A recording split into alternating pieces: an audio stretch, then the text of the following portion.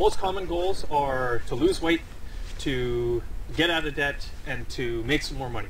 And do people always attach deadlines or something definitive with that when they're making those goals? The good ones do, and other people just do it just because they think it's New Year's and it's something that they should be doing. You're not a fan of the so-called New Year's resolution? I'm not. The nice thing about it, the good thing I will say, is that you get a chance to start fresh. Everyone gets to start fresh. That's never too late, it's never too old, you're never too young. All the excuses you could possibly have, now you get to start fresh. The downside is that you can do it at any time. So why do you need a global event or global recognition to do something like this?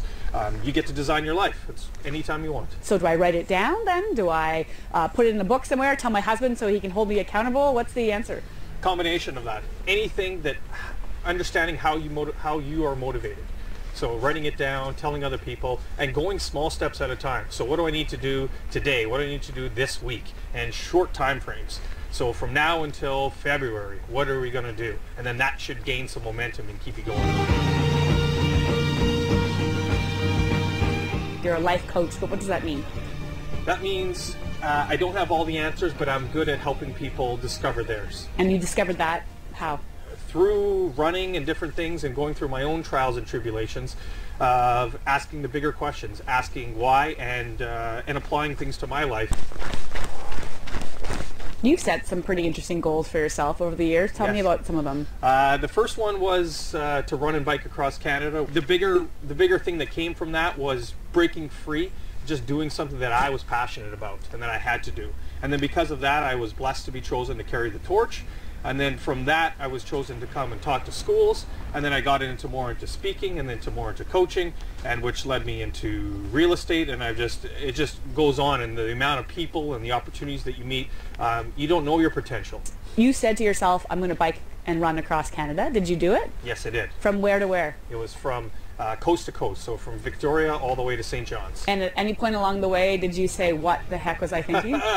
Multiple times, just like in life, that little voice in your head that says, you can't do it, slow down, you're not good enough, and just had to break through that.